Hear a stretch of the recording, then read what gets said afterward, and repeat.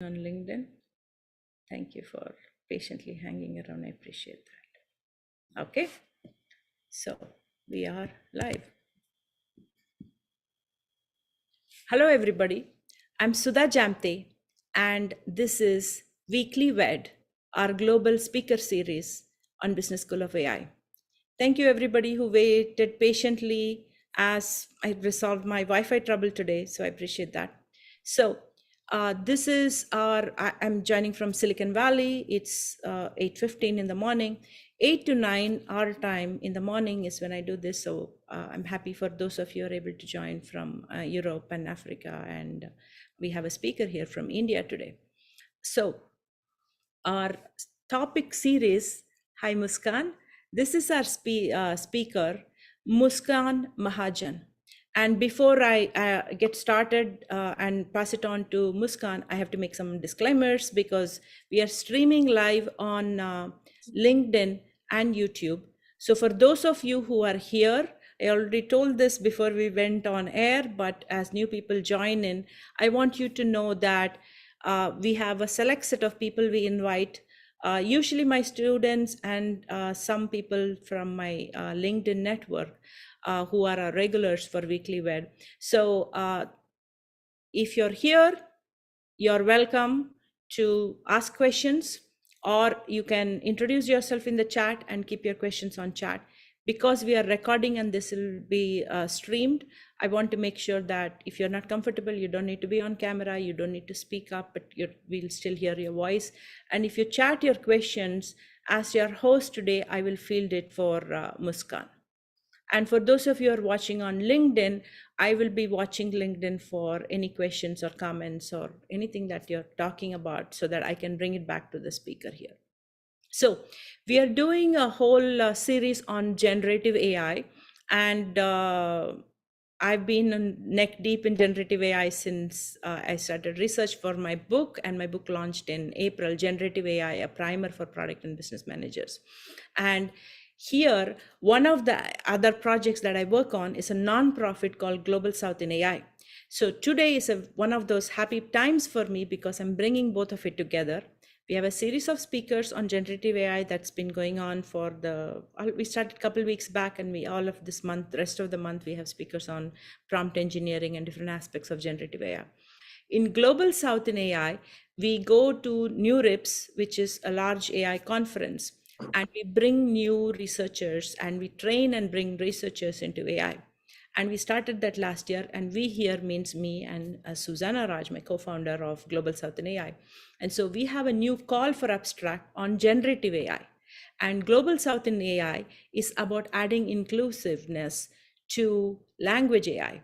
And so we want all of you who are in Global South or speaking Global South languages or doing research or involved in Global South in any form to bring your ideas and use cases on, is generative AI working?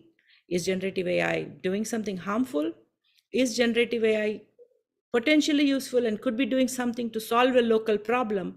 Maybe that's not doing it. So in any of these three use cases, you can post an abstract at globalsouthinai.org, and I will add that to the chat here and also on LinkedIn in a minute. So that is the premise of today's session. And who is our speaker? She is one of our AI researchers who came with a brilliant idea to build a chat bot called BellaBot. And I'm going to let Muskan tell you more about it. But my fascination with it is that she came with BellaBot when she was still a student. And she built this out, and she presented this poster at NeurIPS in 2022. So for those of you who are joining because you heard about the Global South in AI call, welcome. And you will see what a poster looks like and what were the ideas and what is possible. And nowadays you hear about chatbots all the time, and with ChatGPT and how easy it is to build. And Muskan built this before ChatGPT became a thing. There was generative AI, but that was not in vogue. And so without further ado, I'm going to pass it to Muskan. Muskan, welcome. Thank you for finding the time. We appreciate this. Do you want to tell us who you are, a little bit about your background before we get started? Thank you so much, Ms. Sudha, and the entire team of Global South in AI for having me. Love being part of a community that is making NLP accessible for the less documented languages back in South. I am Muskan Mahajan. I am an NLP researcher and an incoming computer science major at Georgia Tech, starting this fall. Other than that, I love volunteering around my community, seeing what kind of problems are arising, and hopefully finding community centric solutions to them. One of them being Bella, which I'm super excited to share with you all. Awesome. So you were a high school student when you actually built this. And you, as part of your volunteering work, you found a real need because of which you decided to build this bot. I mean, when I teach AI in my classes at Stanford or Business School of AI, one of the things that I keep saying, and I see some of my students here, is find a real problem that you're passionate to solve. And that is the thing that I loved about how this BellaBot came into being. So tell us the context of BellaBot and how that fit into the volunteering work, where you saw the real problem locally. For sure. And to add a visual touch to it, I would love to share the poster of Bella alongside. I hope I can Yes. do that. Yeah, you can do that. So why don't you share your screen and show that? I will go off camera because I don't need to be on camera right now. Got it. I'll start sharing. All right. Am I visible? Is the screen Yes. visible? Yes. Great to hear. So I am the program lead and an English language mentor in a program called Each One Converse with One. So this program, it provides mentorship to underserved students in the Hindi speaking communities. Okay, And Muskan, since we have people from everywhere around the globe, can you tell us where exactly is this? When you say Hindi speaking communities, is this a specific region in India or is it a state in India? Where is this geographically happening? all right. So each one converse with one. This program is specifically based in the northern end of India, in the states of Delhi, Uttar Pradesh, and Haryana. So Okay. what we do is we try to match an underserved mentee who is a Hindi speaking girl or boy, and then we pair them with mentors who equip them with employability skills. Now, these skills could be digital literacy or English language mentoring, because in India, the importance of fluency for facilitating communication and enhancing job prospects is very much visible. Okay. This program started back in 2020, and since then it grew exponentially in scale. So much so that we particularly found it to be a great challenge to pair each mentee with an English teaching mentor. And that was a real issue. So I thought, why not explore what computer assisted language learning has to offer to us? And therefore, I started surveying a possibility for a language learning chatbot, which, mind you, plenty of which exists, but one which caters specifically to the needs of Hindi speaking population and English speaking population. English being the code switched form of Hindi and English, a potpourri of both the languages. And I had plenty of resources to help me along in my journey. So, So, Muskan, before you go deeper into this, I want to understand this. So, this is a non-profit which is helping students who don't speak English or they speak little English because they are typing in English, right? You said they're typing in the English Latin script. that is correct. So how the typing and texting patterns mostly work around here is that you have got people typing in the Latin script, because that is standard for Android devices all across India. However, what they type is the language that they are trying to type in is Hindi. For example, uh, आप कैसे हो? Aap kaise ho is a Hindi phrase which means how are you? However, they will not type "aap kaise ho" in the Hindi, the Devanagari dialect of the Hindi language. They will type it in the Latin script, and that is essentially what English typing is, and something that we wanted to interpret using this chatbot. So it's Hinglish. It's actually called a language called Hinglish. Like Yes. I've heard there is Singlish and some other languages like that where there's a local language and then it is typed using English alphabets. Is it just the alphabets? Are there words that are different compared to Hindi here in English? Now it could manifest itself in plenty of ways. For example, we could have a person typing in "aap kaise ho," how are you, in the Latin script, or you could have a person typing in "exemplary ka kya matlab hai." Exemplary ka kya matlab hai is a Hindi phrase which means what is the meaning of the word exemplary. However, exemplary isn't a Hindi word, is it? It's an English word. So herein you see that we've got a word from the English language as well as a Hindi phrase totally typed out in the Latin script. So it was kind of a complicated problem to solve. However, through open source libraries for natural language processing, we did find a solution. And So that how was, many, sorry, Muskan, how many people are speaking? I'm just trying to make sure that the people who are watching this are aware of the context of this, right? So yes, there is English, which is a combination of English and Hindi. It's primary Hindi speakers who are using the English alphabet with a mix of English words. How big is this population? Not your group specifically, but the number of people speaking English, because I know the sizes in India are very big. exactly. So, to put it into context, according to a research by BBC Linguistics, the number of English speakers and typers, they reach to an order of around 275 million.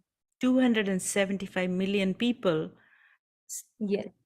are actually speaking English, which means they're typing in English. They're not using Devanagari script, but they need. And this supported in any of the chatbots out there, like Google Translate or any of the other chatbots out there and on the phones? Yes, so after surveying plenty of options, including the ones created in India, Yeah. no. The for English language training, either you had to write some baseline form of text in English, or in pure Devanagari script, because this problem of interpreting English language, it was dynamic and it prompted the use of many natural language processing tools. However, doing that would make an application extremely memory excessive, at least in the past. There, I believe many of those solutions didn't try to explore the open source libraries out there, which operate at extremely fast speed and consume way less memory. So, yes, in a nutshell, the previous solutions did not exploit the NLP capabilities out there to make English language understandable by the chatbot. That is fantastic. So that is when you came in and decided to build Bellabot. So again, one last question, comment before we move in, because I want to know what is Bellabot exactly doing and how you built it and all that good stuff.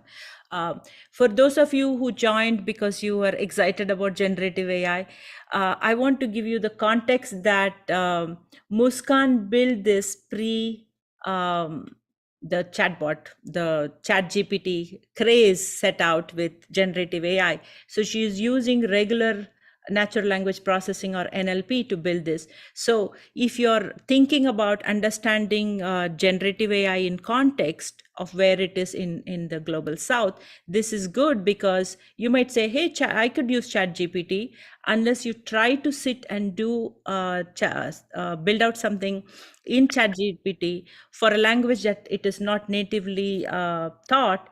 It is easy to assume that there are 95 languages that it knows to speak, because it doesn't do justice to all 95 languages. So I have that question for Muskan. Muskan, why don't you jump in, show us Bellabot and how you built, and then bring it back to today's technology with generative AI, with how NLP is moving to generative AI, and what you would do as the next phase for it. So I'm just going to go off mute and let you drive the whole discussion now. Thank you, everybody. And if you have questions, put it in chat here, or those of you in LinkedIn, you can put it on LinkedIn.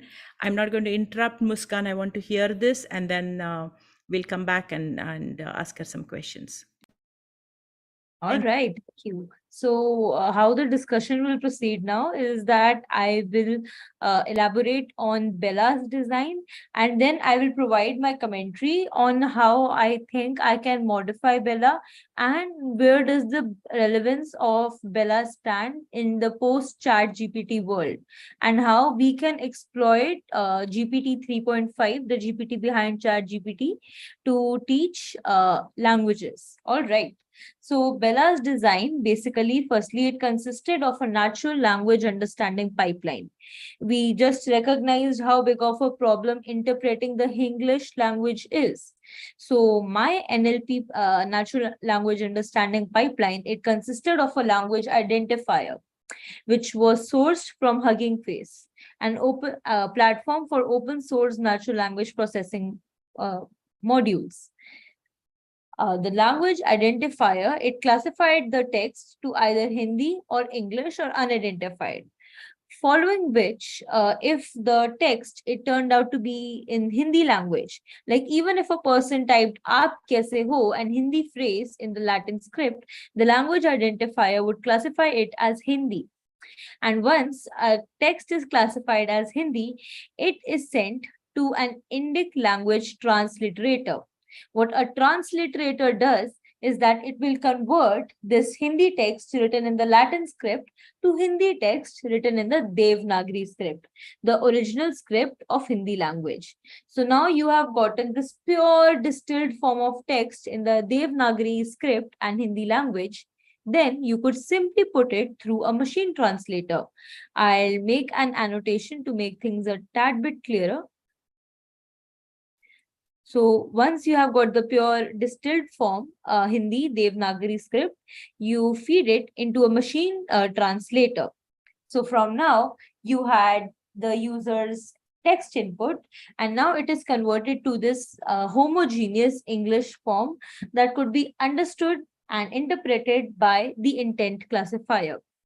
The job of the intent classifier of this chatbot is to check, is the user asking me a query related to English language tutoring? Like, is it asking me to perform English tasks like word meanings, translations, or reading comprehensions? Or is the user simply willing to chit chat with me? Because we have all used chatbots and we have all performed small talk and chit chats with it. So it was only understandable that English mentees would want to perform chit chat with the chatbot in English language. So if the intent is classified as the first one, that yes, they want some English learning specific task, then a retrieval based tutor mode takes control and it provides answers.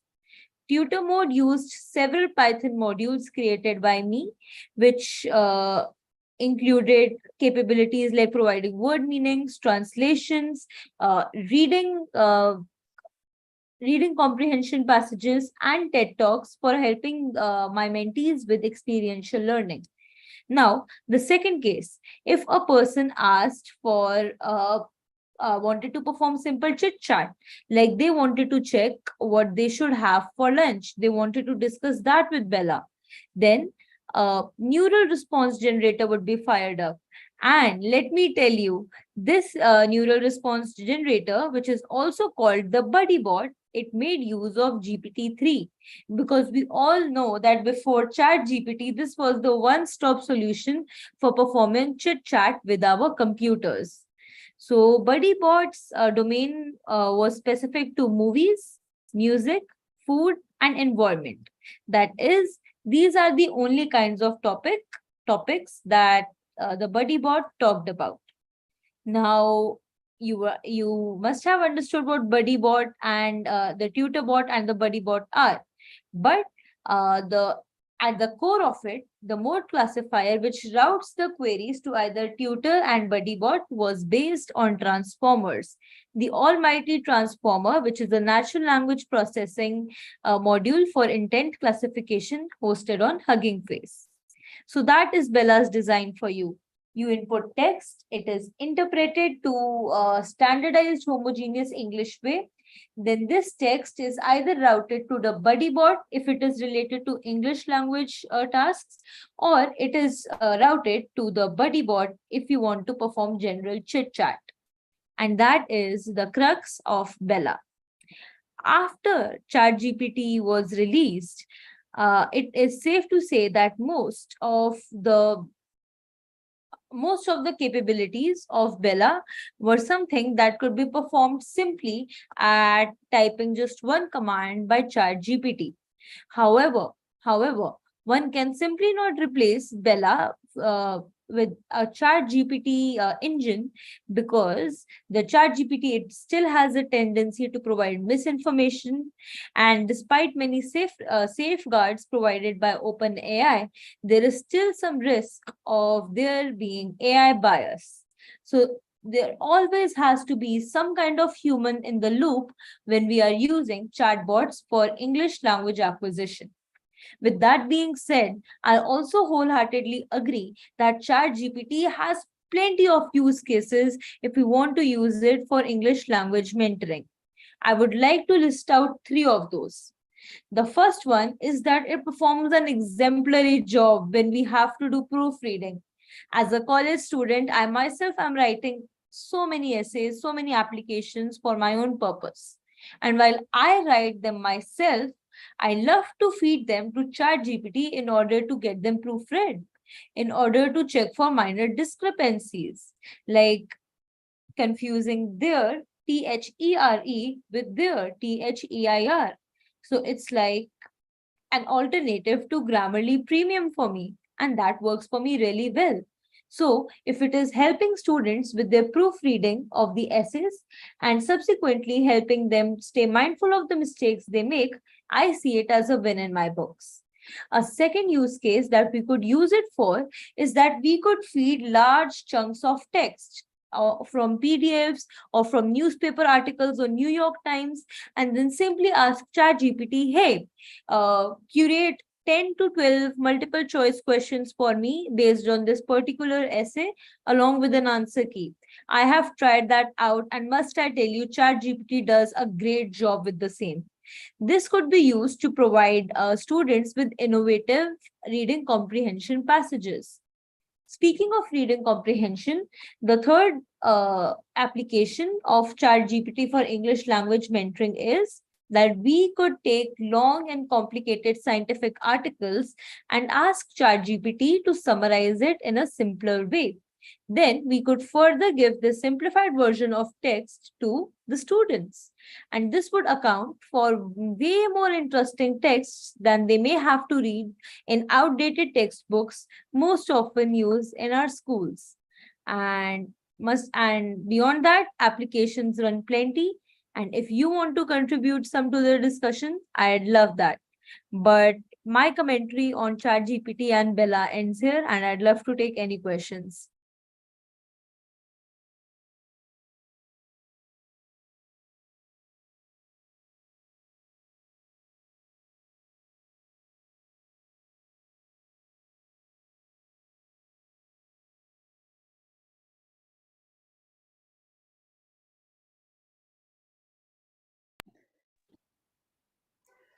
Tell me one more. What is transliteration? What did you mean by that? Sorry about that. Oh, all right. Transliteration, it is, for instance, if the text "aap kya kar rahe ho," it is predicted to be text in the Hindi language but written in the Latin script, then a transliterator converts this text from the Latin script to the Devanagari script, because only when the text is in its Devanagari format, in its original script, which is associated with the language, only then can the machine translator perform a good job in translating it to the English form. Okay. Thank you. basically switching the script of the text from Latin to Devanagari. So, Muskan, for those of us who are here um, who are not, like transliteration, thinking about what is the technology pieces are needed to do that, can you give us a little bit more context? Because let me come on camera. So people in the past, right, pre GPT or GPT-4 or Chat GPT, there used to be NLP tools. I remember even here in Business School of AI, we had an NLP class that we taught, and Suresh was one of our very active students. That's why he's asking that question. And there were tools, and I believe they still exist, where you can build a chatbot using one of the existing tools out there. And it's kind of using an API from somebody and then building it up, and so that you go off and build a chatbot for customer service or solving a specific application level problem, right? In today's world of ChatGPT and generative AI, we are still, if you look at the ecosystem, we are at a more primitive stage, right? You still have to have transliteration for certain languages, which is missing. So you see that world even in the NLP world, but people can still see that for ChatGPT kind information if they're trying to do something new, if they can't do that. So I know that for African languages, there are hundreds and hundreds of languages, and many of them are considered low resource languages, and they don't have the native support, and so you can't just chat with ChatGPT. And so there is amazing work that is being done by several researchers from Africa. And if those of you who are here are interested in any of those, we had a lot of posters like Muskan's that came from African languages, and that is all on Global South in AI, so on .org, so you can go take a look at that.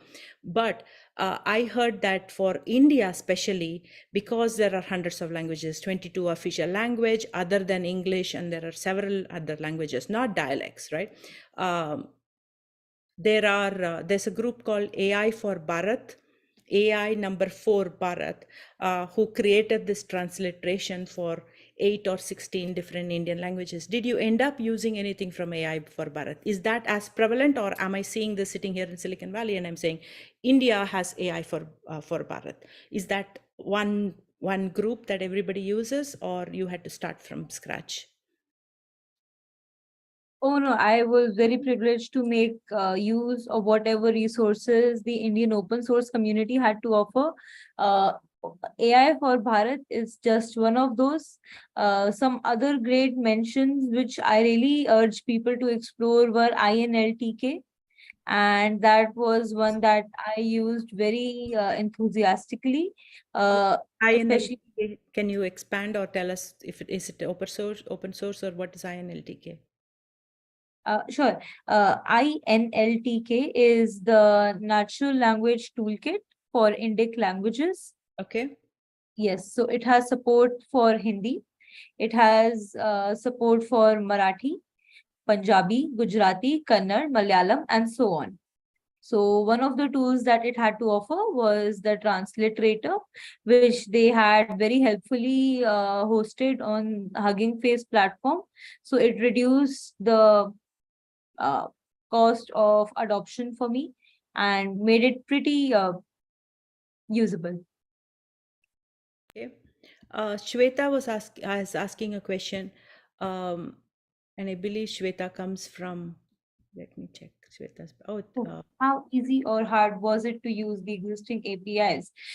So the APIs, I just mentioned that many of those for an upcoming programmer or a person who is not very much invested in tech, but they want to create tools using open source tools that are hosted on GitHub is a very common challenge. However, many of these open source researchers, they host their natural language processing models and APIs on platforms like Hugging Face.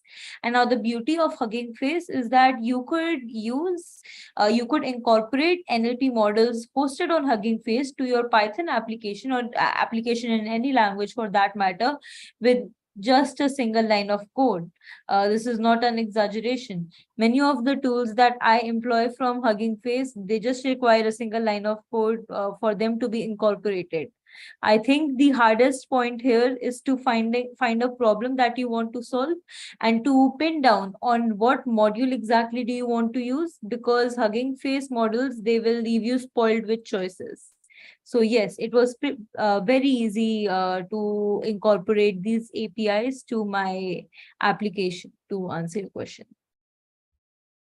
So does anybody else have a question?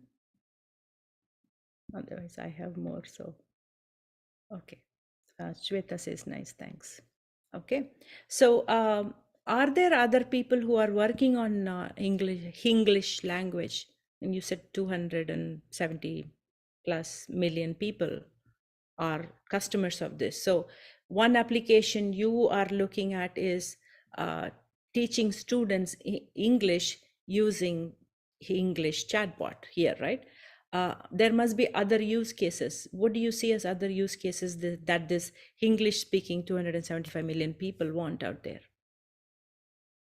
Uh, Sure. I think that even if it is not related to English language learning, people need chatbots for a whole lot of purposes, be it to facilitate better mental health services, or to provide better telemedicine services, or in the retail sectors. So basically, all of the textbook use cases of chatbots in Europe or America. However, in India, where you have a population which is not as well acquainted to the English language, we want solutions which are catered to our Indic languages. And yes, I think there is a lot of scope in extending what I did with Bella and extending it to the mental health sector, retail sector, and whatnot. Okay. And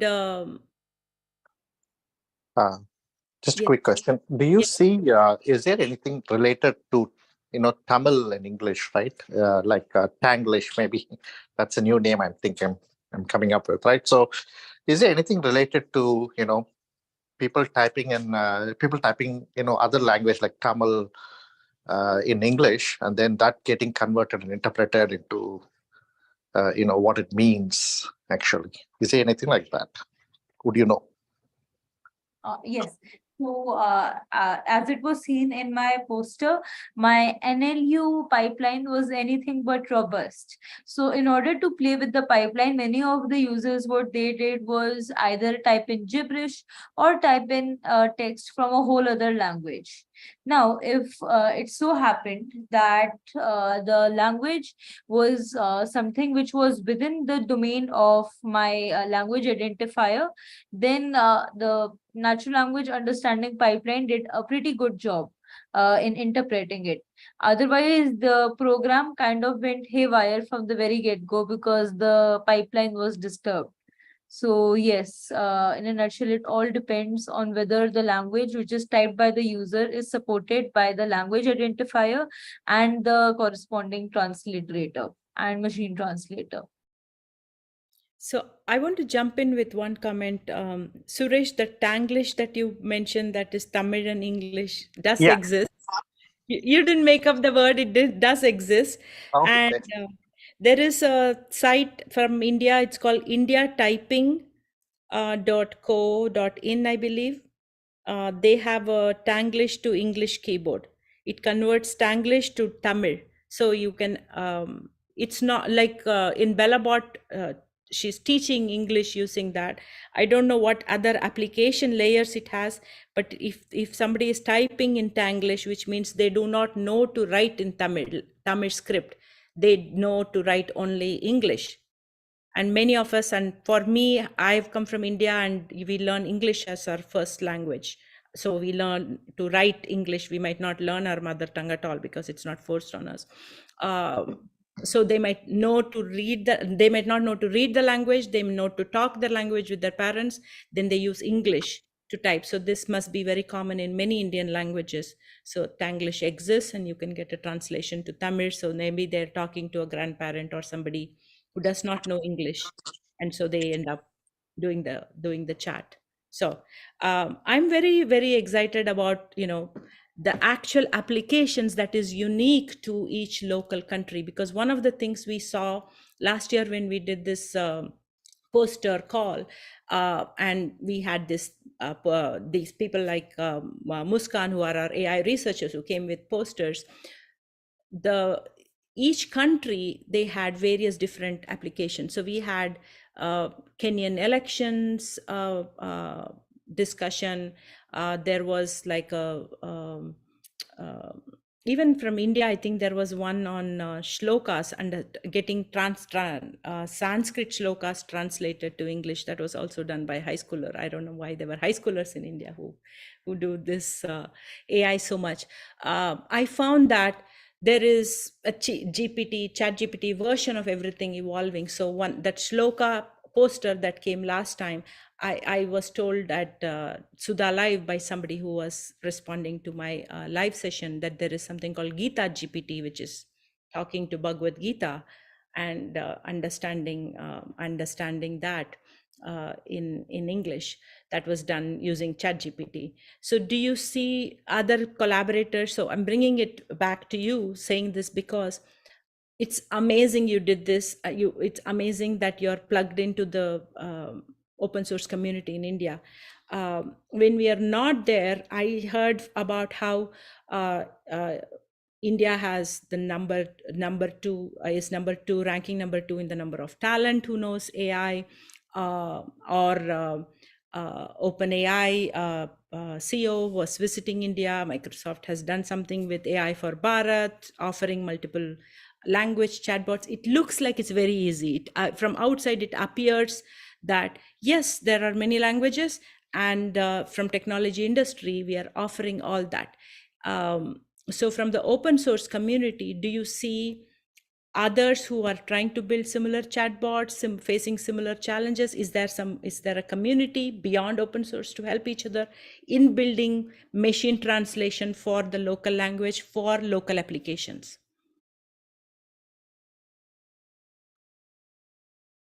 So yes, I highly agree about Microsoft and Facebook introducing initiatives in India and other countries with low documented languages and helping them with their NLP stack set.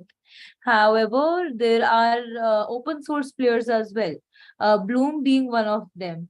And Bloom is a natural language processing project which had several open source contributors, and it was famous for being able to interpret English, of course, but at the same time, Spanish, French, Hindi, Urdu, etc. Yes, it's a generative AI model which is again hosted on Hugging Face. So the day Bloom was released and I received a notification about it on my Twitter, I hurriedly rushed towards it and typed out my first query in Hindi. I believe asking it for a meaning of a word, or maybe greeting it and asking it how it is in Hindi. And must I say, I was pretty content with the response I received. And this was around a year ago. And God knows the open source community has made such progress since then.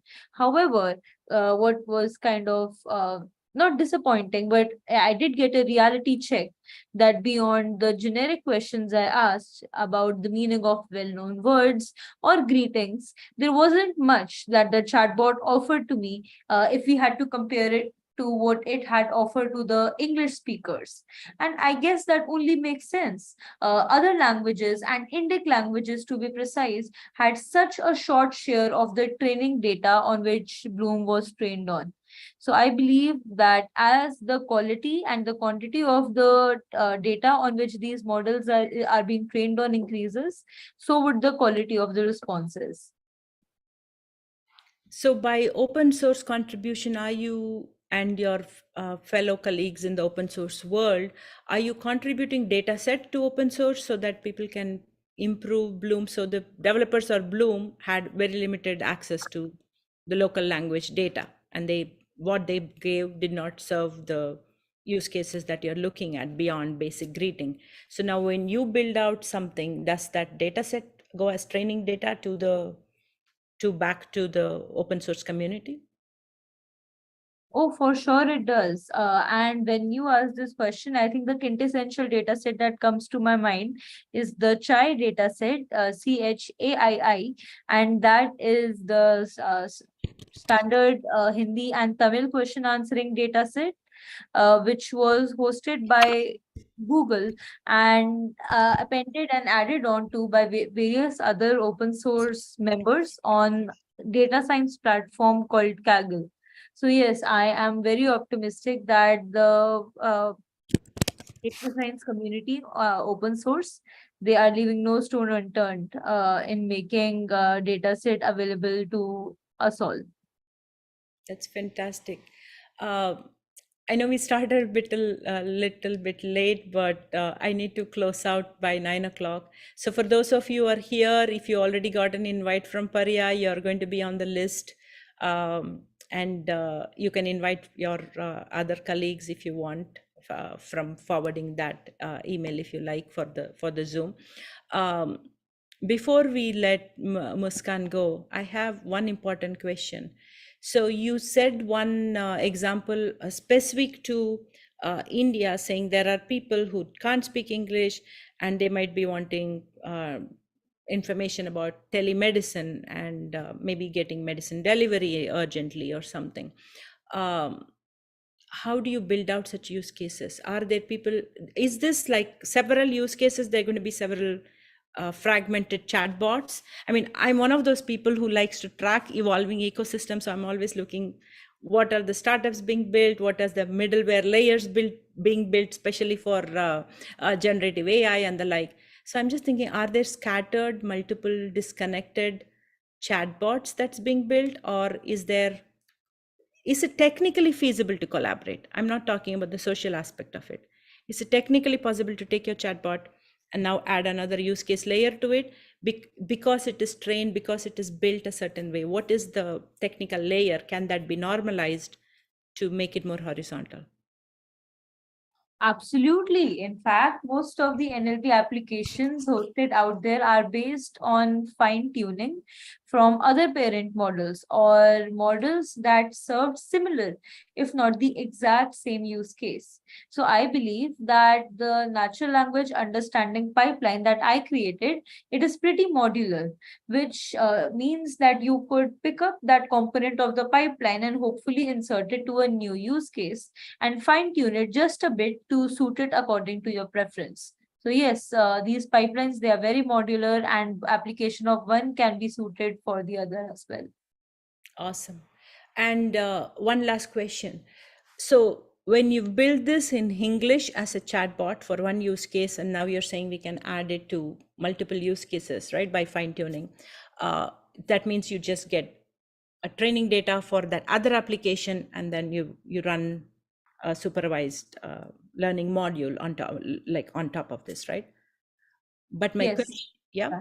So my question is, can this be done across languages beyond India? So at Global South in AI, we want every language in the world to be having AI access, everybody in the world who speaks whatever language, and cross collaboration across languages. So when we set out in the beginning, we said we will find common problems that is faced in India, in not in India, in Asia, Latin America, and Africa. And in Africa, I've seen Lanfrica has translation and all that for resources, data sets for African languages. Similarly, I've not found one for Latin America, though there is a Latinx AI community, which is super active and sharing and helping each other. So is it possible for something like BellaBot to be fine-tuned for a totally different language, which it doesn't come from the similar roots, right? So it could be Hausa language from Africa. Is it possible, or is it too difficult technically to do that? So if I were to consider the exact libraries that I used for building Bella, it's all a question of whether the language in question, is it being supported by the NLP libraries that I'm using? And the NLP libraries that I used for my NLU pipeline, they were based solely for the Indic languages, the kind of grammar they use, the kind of subject, verb, object order that is employed in the Indic languages. So I believe that transferring the same exact same model, the exact same NLU modules for say Latinx languages would be a hurdle. But what I do think is that the models, the large language models like Bloom, which are coming right now, which are supporting so many languages, if we were to use those kinds of models into our chatbot, then why not? If they have so many languages under their umbrella, then I believe that a singular solution is possible. However, I still think that if we want to make things efficient and if we want to focus on accuracy, then we have to be very careful when we are transferring the component from, say, an Indic pipeline to a Latinx pipeline, because there are considerable differences in grammar, meaning, and so on and so forth. This is not theoretically, it is actually true even across Indian languages, because the many hundreds of Indian languages all didn't come from the same root, right? So you heard about Tamil and Tanglish from Suresh, and Hindi came from the same Latin roots, right? So Sanskrit, Hindi, and Marathi languages that you're saying, they have a different origin. And we have another set of East languages from the eastern side of India. Within India, right, we are talking that there are so many other languages like that which come from different root. So I'm so glad you mentioned that, because for those of you who are looking at this from an outside lens, when something that's a foundation model that is built like GPT or Bloom for that matter, right? To take all world languages and which come from different root and would have different linguistics elements to it, is the challenge that Muskan was talking about, making the translation. So if I understood this right, it is not just a question of, here I have a data set for that language. All these languages that are not supported are called as low resource languages. So people tend to think that, hey, we don't have the data set. If we have the data set, we can just fine tune. So there is more linguistic sense that's needed. So if you're watching out there and you're not in this tech world, but you're a linguist or from the world of language, then this is a great time to bring in your knowledge and to create that collaboration. Okay, Suresh is saying he did not know that Tanglish the data set existed, the one I was sharing. Okay, awesome. With that, I'm going to wrap up. Muskan, I'm going to follow up offline with you, because I would love to bring you back to maybe do, in Weekly Wednesday, we have a speaker and a session and a presentation, and you were very, very patient to answer our questions and explain the reality of what the open source community is doing in India. We got a glimpse of the NLP community. And I've heard from several students who are getting out of college in India saying, in college, they actually decide whether they're passionate about NLP or computer vision or something. Does somebody have a question?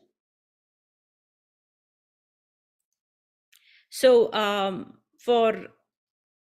to wrap this up, the Weekly Wednesday is more a speaker series. So we have this 1 hour, and then we have a Q&A and discussion, and I would love to follow up, and maybe you can come in and do a full webinar or hands-on session, or something more at Business School of AI. So people who are interested in, if they come from a linguistics background, or they come from another technology background or a business background with data and thinking about applications and use cases, I'd love to follow up on that. And to close out today, I just want to send a reminder again, globalsouthinai.org is where the call for abstract is open. If you are aware of any language out there from the Global South, and it doesn't have to be just from Global South countries, but that's where most of the speakers are, check it out and see how generative AI is being used, should be used, or whether it is used in a harmful way. Those are the 3 tracks. And Muskan actually built out an AI poster, and so a programmer and a researcher, but we train all kinds of people from all kinds of background. As long as you're interested and you understand the local application, we'll help you build out the poster if you want to do a poster. This time we've opened it up, so it could be an artwork, it could be a data set, it could be a demo, it could be audio recording, any different form. You can come and present, and you'll get to present at New Rips once you get selected. So with that, I'm going to wrap up. There's a Slack link from globalsouthinai.org if you want to jump in and come there and find collaborators or post a question and get feedback before you post an abstract. The Global South in AI team will be there, and people like Muskan, who are our previous year authors, would also be there. So maybe they can, you'll be able to talk to somebody new if they are interested and have questions about this, Muskan. For sure, I'd absolutely contribute, be it to the webinars, helping out with the posters. I want to stay a part of the community for as long as possible. Sounds good. Thank you so much. And thank you so much for finding the time. I see there are some comments on LinkedIn, so I will tag you. Then maybe, if there are questions there that's not been answered already, maybe you can find time to come and answer that. And usually this is shared as a recording. It sits on my YouTube, and it also goes out. I show that at Sudha Live on Friday in my live stream, and it goes out with my Jamthe newsletter on Sunday. So multiple sources of sharing, so people get to see more, and that's when our community discussions come up. So with that, I'm going to wrap up. Thank you, everybody. And thank you for all the new people who joined. I'm guessing that you came from different lists from Paria, and you will be back on our Zoom, and I'll see you next week. Otherwise, I'll hope you'll connect with us. And if you're interested or you're working in Global South in AI, come to globalsouthinai.org and you can talk to us. And I would love to hear more about your work and see how we can collaborate. I mean, my motivation is to, make sure we have global collaboration across all dimensions of technology and business, and solving problems for various different communities. Thank you, everybody. I'm going to stop the live stream, and have a beautiful rest of the week. And I will see you